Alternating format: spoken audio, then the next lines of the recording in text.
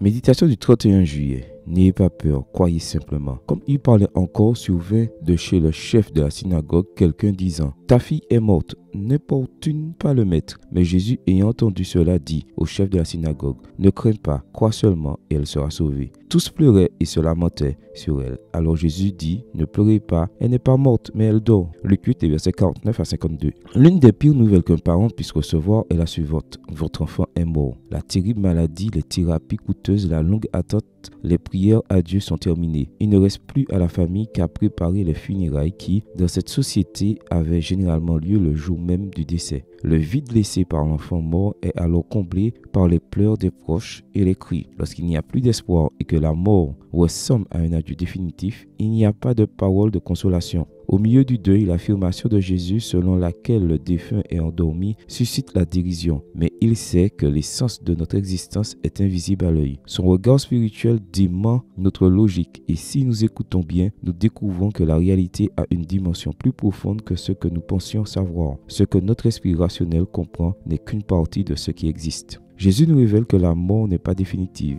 elle n'est qu'un profond sommeil. Dieu n'est pas Dieu des morts, mais des vivants. Marc 12, verset 27. Celui qui donne la vie aux morts et qui appelle les choses qui ne sont point comme si elles étaient. Romains 4, verset 17. Sur l'ordre de Jésus, Enfant, lève-toi. La jeune femme se lève immédiatement. Elle ne comprend pas ce qui s'est passé, mais elle se sent bien. Elle a faim et se sent comme si elle venait de se réveiller d'un sommeil intense. Lorsque nous faisons confiance à Jésus et que nous le laissons prendre le contrôle de notre existence, nous laissons le royaume de Dieu faire irruption dans notre vie. Il nous répète: n'ayez pas peur. La mort n'est pas un au revoir. C'est un à bientôt. L'avenir s'éclaire et se prépare déjà dans le présent. La mort de celui qui vit avec Dieu n'est qu'un rêve. La séparation d'avec ceux que nous aimons le plus n'est pas définitive. Par la foi, l'éternité promise d'une manière inexplicable commence déjà à devenir une réalité ici et maintenant. Avec espérance, nous nous abandonnons dans les bras de Dieu comme l'enfant qui s'endort, confiant dans les bras de sa mère, sûr de retrouver son sourire à l'aube. Donne-moi, Seigneur, cette paix aujourd'hui et toujours. Amen. Bonne journée à vous, que le Seigneur vous bénisse.